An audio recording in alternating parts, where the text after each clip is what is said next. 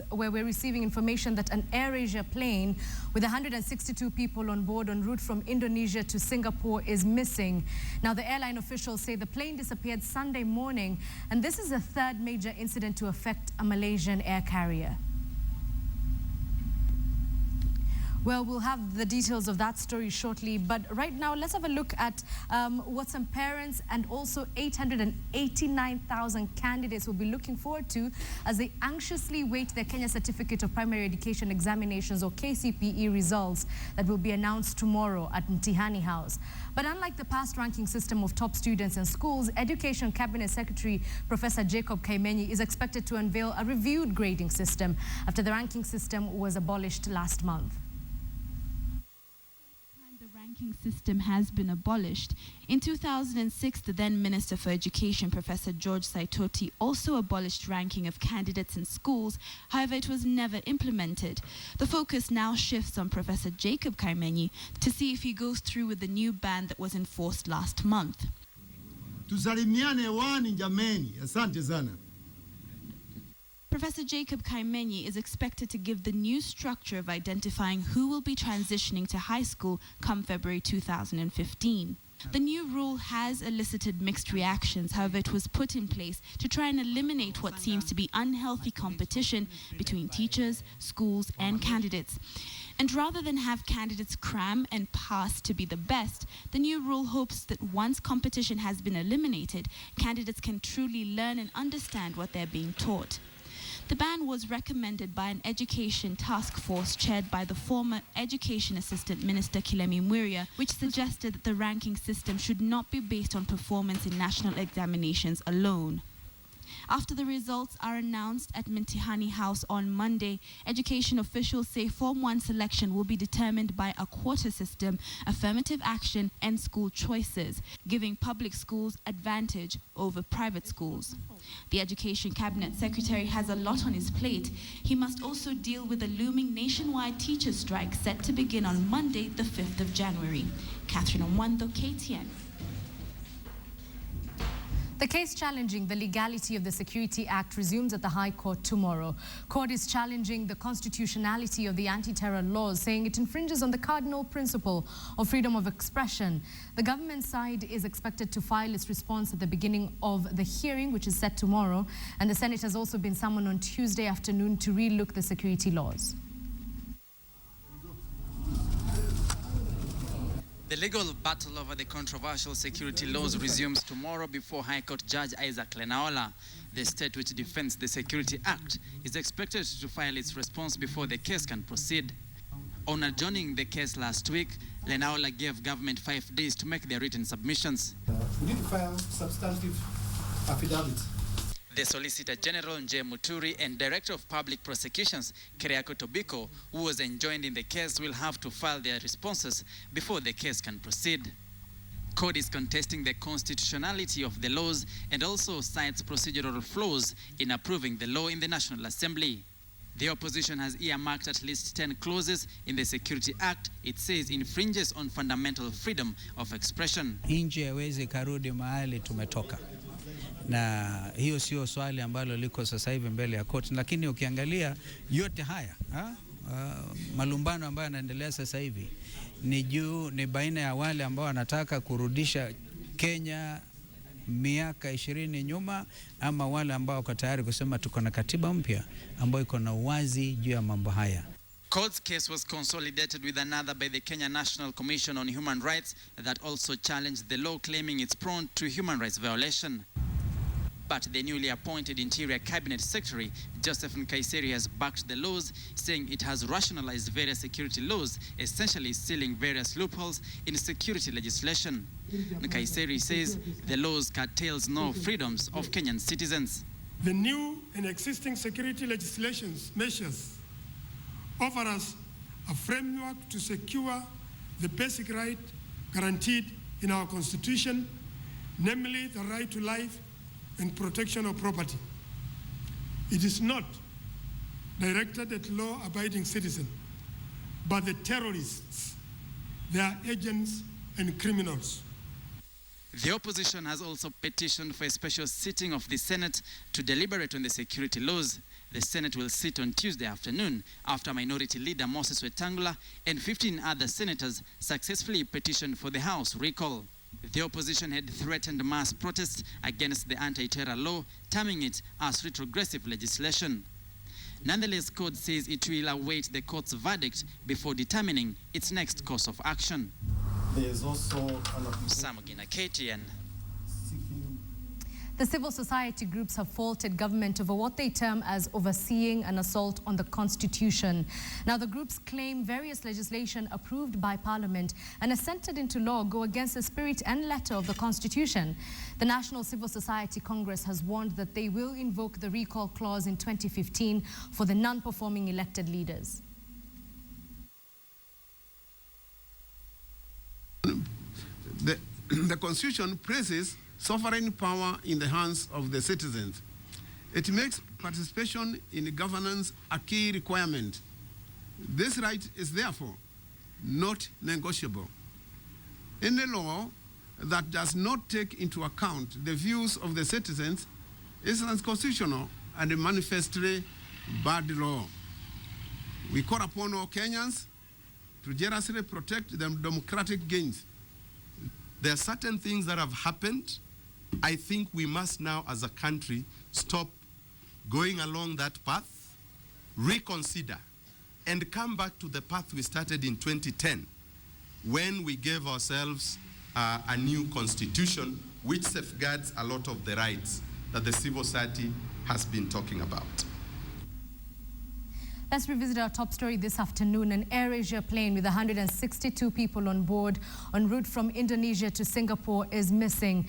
Now, the airline officials say the plane disappeared Sunday morning, and this becomes the third major incident to affect a Malaysian air carrier. According to the Indonesian ministry spokesperson, the Airbus A320-200 flying from Surabaya to Singapore lost contact with Jakarta at around 7:55 a.m. local time, approximately 2 hours after takeoff. Malaysia-based AirAsia has confirmed its plane was missing. Indonesia officials told AFP the plane was carrying 7 crew and 155 passengers, 138 adults, 16 children, and a baby. Local media reports indicate that the passengers included 149 Indonesians, 3 Koreans, including a baby, 1 Briton, and 1 Malaysian and 1 Singaporean. Such efforts have been activated by Indonesian authorities with help from Singapore Navy and Air Force. This latest incident comes at the end of a disastrous year for Malaysian aviation.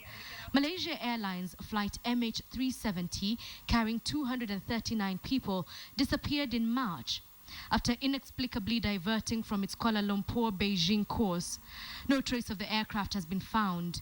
Just months later, MH17 went down in July in rebellion-torn eastern Ukraine, believed to have been hit by a surface-to-air missile, killing all 298 people on board. AirAsia, Asia's budget travel leader, is led by flamboyant boss Tony Fernandez, a former record industry executive who acquired the then-failing airline in 2001. Well, we'll certainly be looking at that story as it continues to develop, no doubt, in the coming days. Back home, doctors have threatened a nationwide strike in support of their Kiambu counterparts, who they are saying are being mistreated by the Kiambu County government. Kenya Medical Practitioners, Pharmacists and Dentists Union, or KMPDU, say Kiambu County has dishonored a return-to-work formula that included paying salaries and promotion arrears owed to doctors that were supposed to be payable in September. Now, the doctors' body says the Kiambu case is fodder for doctors to also push government to fully implement the union's collective bargaining agreement that includes a 600% pay rise for doctors. The union has issued Kiambu County a 5-day ultimatum, failure to which it will mobilize all doctors for a nationwide strike. KMPDU herein therefore gives Kiambu County a 5-day ultimatum, within which they must end the stalemate they have created. In the event that that is not done, the union shall have absolutely no option but to proceed with its plans to mobilize for a nationwide doctor strike. And that nationwide doctor strike will involve all the doctors in the public and in the private sector. And that nationwide doctor strike shall demand three things. One, the immediate implementation of the collective bargaining agreement signed between the union and the Ministry of Health in June of 2013. And number two, we shall demand for a 600% pay rise. And number three, we shall be in support of the issues and the doctors in Kiambu County. Well, let's have a look at what's happening in Kakamega County, coming out with sad news, unfortunately, where a fatal accident cut short wedding preparations in Kakamega County. Now, a convoy ferrying a bride-to-be to her wedding collided with a matatu, killing the bridegroom's cousin instantly. What was planned to be a happy occasion in Lurambi village, Kakamega County, has sadly been reduced to funeral arrangements. It was a somber mood in Lurambi village, Kakamega County, after a cousin to the bridegroom who was wedding on that fateful day perished in a road accident. The deceased was in a bridal convoy ferrying the bride to the wedding when he met his death. However, the bride survived without sustaining any injuries.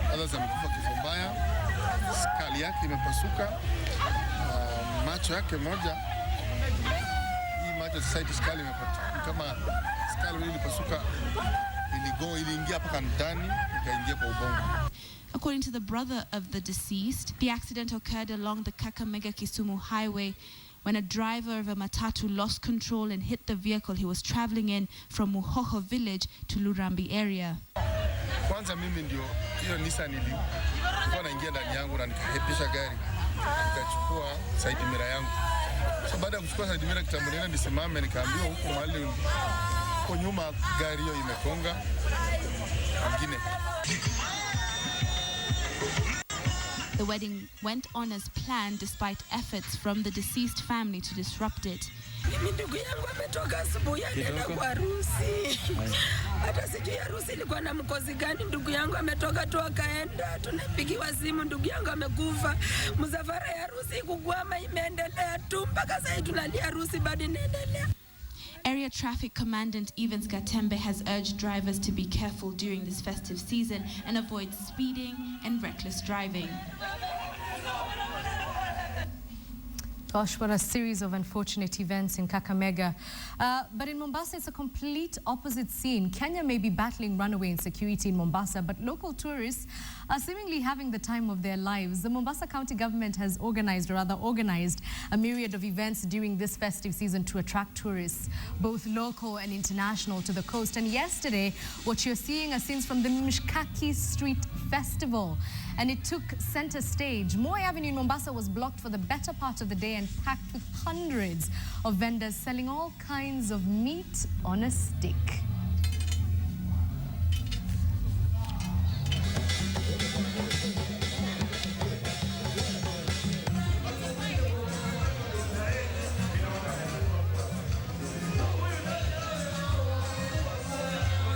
Leo watu wamevutiwa sana na huu upishi wa pweza kwa sababu watu wengi wanawasikia tu pweza lakini hawajawahi kuwapika ama kuwala. Ni watu kidogo tu wanaokula, lakini sasa imekuwa watu wengi wanaanza kujua na kula na manufaa yake wameyaona.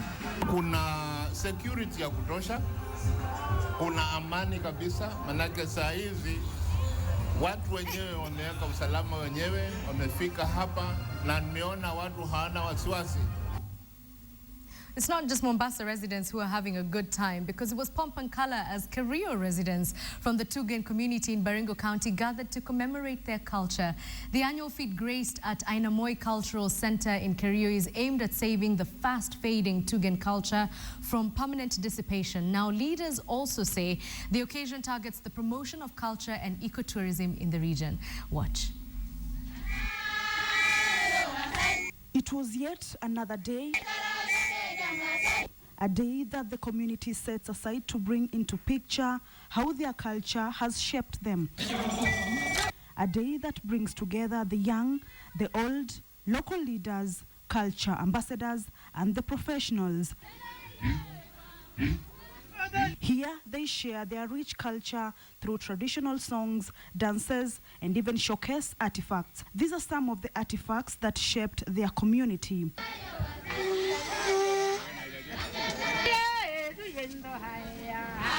During the event, participants compete in form of songs and dances, and so men and women and even the young adorn their cultural attire, and one group after the other takes the stage. And the winning group at the end of the day receives a token. Leaders who graced the occasion urged the county government to chip in and help in actualizing this so far 2-year-old event. It is a rare event, one that not many communities undertake, but for the residents here,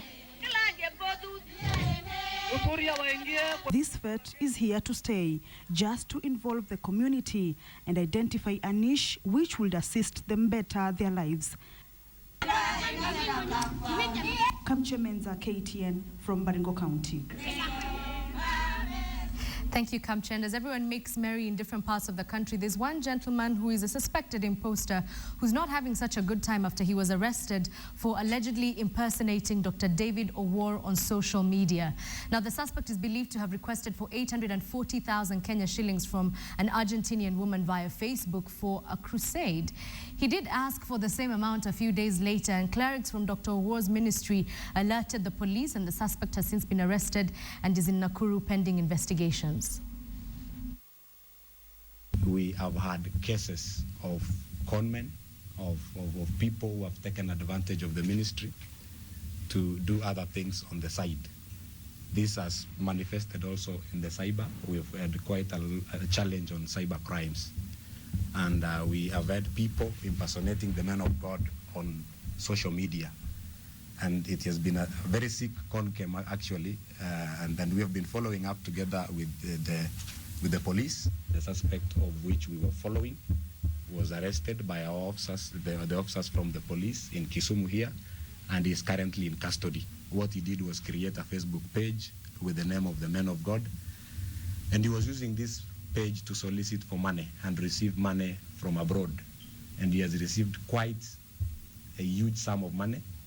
The last one that he was to receive was 7,000 euros from Argentina. We have the documentation, the DCIO. Jose Mourinho's Chelsea will face off with Kenya's Victor Wanyama when the Barclays Premier League pacesetters visit Southampton. Tottenham Hotspurs will open tomorrow's account against Manchester United in an earlier kickoff.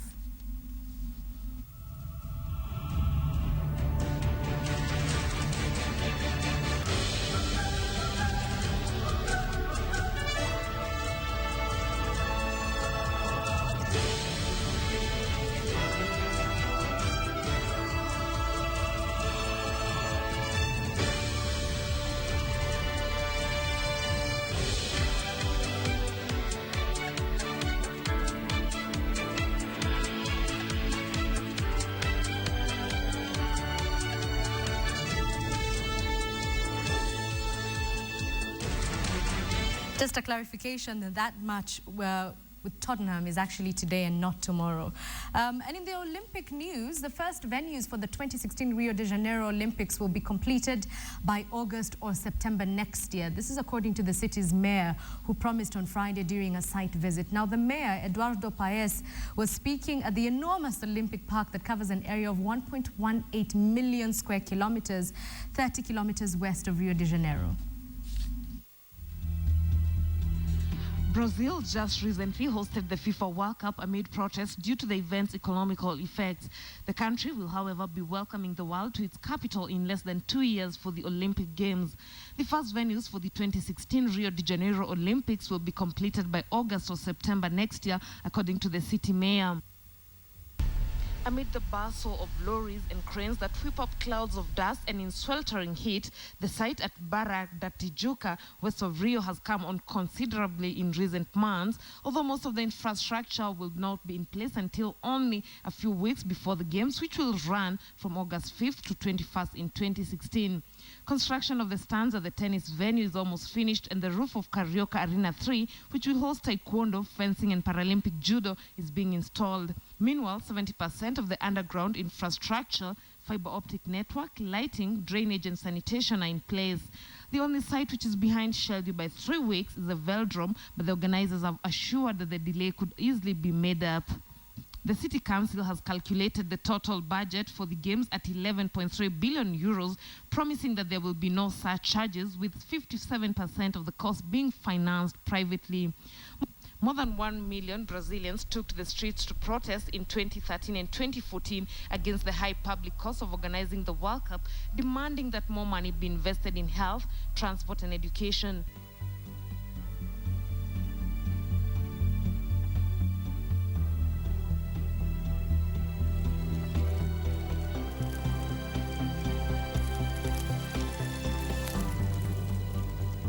When complete, the local organizing committee is confident that Trio will host successful and memorable Olympic Games. Well, that story leads us to the end of this edition of KTN Weekend at 1. Let me give you your Did You Know facts today. I'm going to give you 3. Did you know that over 40% of Americans make New Year's resolutions, but only 8% achieve them? That's not surprising. However, they do say that saying things like deciding to lose some weight sets you up for failure. So you should instead say, I'm going to stop eating French fries for 2 months. I'm not going to have soda for the next 2 weeks. Because approaching your goal in smaller steps is a more successful strategy. You'll thank me for this next year at a time like this. Did you also know that in China, 2015 will mark the dreaded year of the sheep, in which superstition says babies will grow up to be followers instead of leaders? And so what is happening is that Chinese parents who didn't want their children to be born in 2015 were sort of rushing against the clock to have all their babies born before the Chinese New Year. And finally, did you know that saying thank you makes you happier? Researchers have found that people who express gratitude are usually more content. Couples who are openly grateful to their partner are more comfortable with their relationships, and employees who are thanked by their managers often work up to 50% harder. And on that note, I want to say thank you for being such loyal and trusted and really quite amazing viewers this entire year. My name is Edith Kimani. I won't see you until 2015, so until then, take care of yourself. I leave you in the very able hands of Ian Wafula. Happy New Year.